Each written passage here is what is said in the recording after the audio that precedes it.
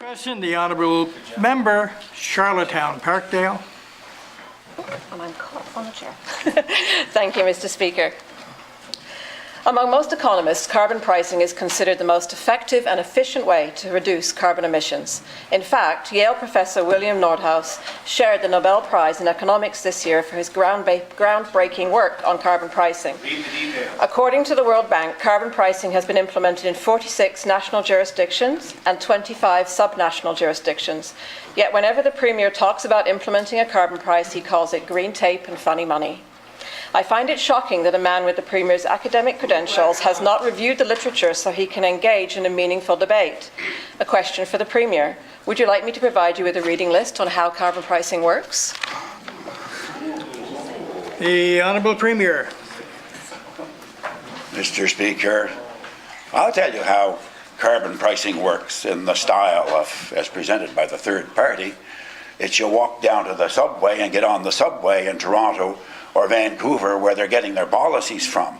This is Prince Edward Island. These are people who are in rural communities with jobs, who are trying to keep up with everything, who believe that we have climate change problems, who can see it all around us. And Mr. Speaker, islanders are responding in the most efficient manner, in the highest priority manner that we can, by changing the built environment. Mr. Speaker, I mentioned the reduction on the rebate of the provincial portion of the HST, our program, which is now in the several millions of dollars for rebates to encourage islanders to have heat pumps. And Mr. Speaker, let me mention another area where I'm really proud of what islanders are doing and what our government is supporting them to do, and that's in home renovations. 4,000 homes have been renovated in this province with support and grants from our province, and they're more energy efficient. Thank you, Mr. Speaker.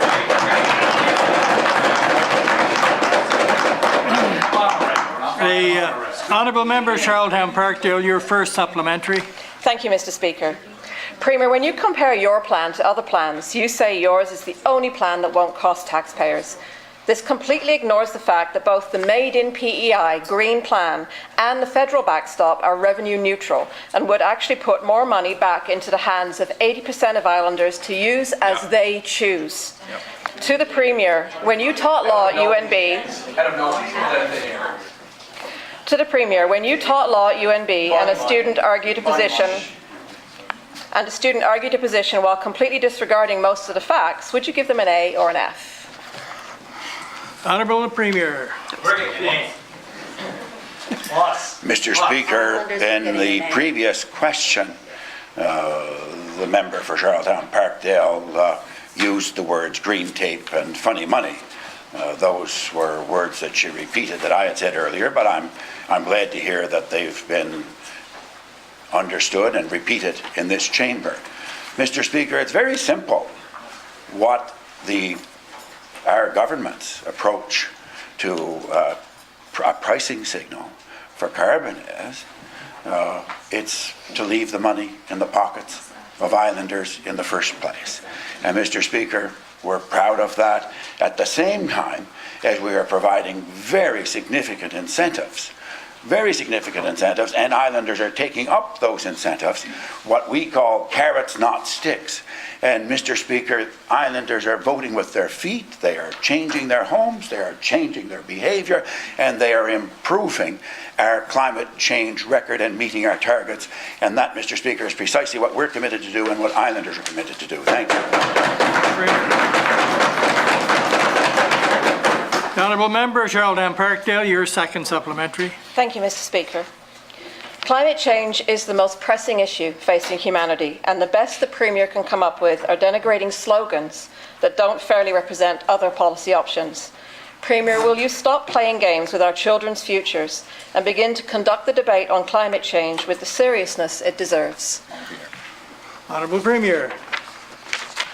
Mr. Speaker, our province, including our government, has made commitments in the Pan-Canadian climate change framework to reduce our carbon emissions. Mr. Speaker, we will meet those targets.